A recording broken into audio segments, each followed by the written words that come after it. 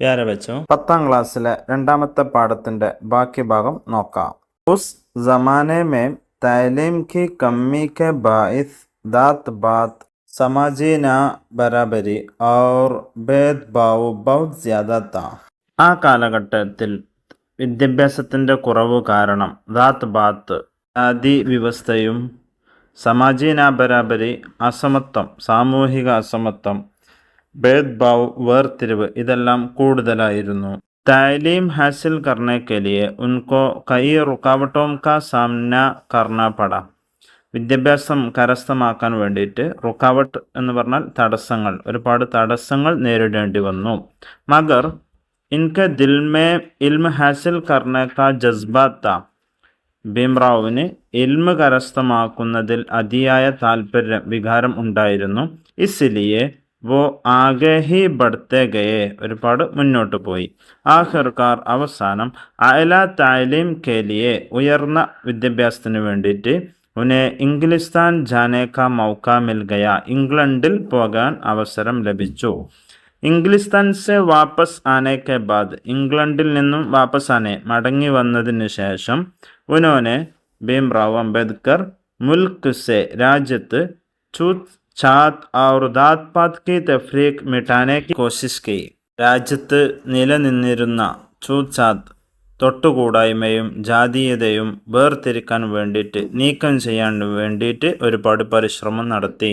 ഉനോനെ അപ്നെ ജൈസെ കംസോർ ഇൻസാനോ पर होने वाले जुल्मो सितम और नाइंसाफियों के खिलाफ ആവാസ് ഉഠായി. കംസൂർ എന്ന് പറഞ്ഞാൽ ബലഹീനത, എന്നെപ്പോലെ ബലഹീനത അനുഭവിക്കുന്ന മനുഷ്യന്മാരുടെ മേൽ ഉണ്ടാകുന്ന ജുൽമോസിത്തം അടിച്ചമർത്തലുകളും നാഇൻസാഫി അനീതി ഇതിനെതിരെ ശബ്ദം ഉയർത്താൻ തുടങ്ങി. उनका ख्याल था कि समाज में बाइज्जत जिंदगी गुजारने के लिए तालीम बेहद जरूरी है. ഭീംറാവ് അംബേദ്കറിന്റെ കാഴ്ചപ്പാടനുസരിച്ച് സമൂഹത്തിൽ ഇസ്സത്തോടെ അഭിമാനത്തോടെ ജീവിക്കാൻ എഡ്യൂക്കേഷൻ നിർബന്ധമാണ്.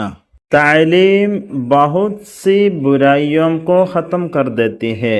ബി.ആർ. അംബേദ്കർ മനസ്സിലാക്കി വിദ്യാഭ്യാസം ഒരുപാട് തിന്മകളെ അവസാനിപ്പിക്കുന്നു.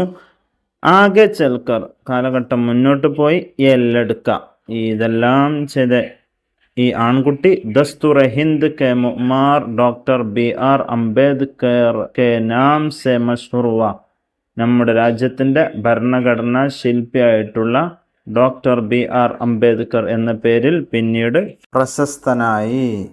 Doctor B R. अम्बेडकर ने मुख्तलिफ ममालिक के दस्तूर का तज्जिया करके हिंदुस्तान का दस्तूर तैयार किया.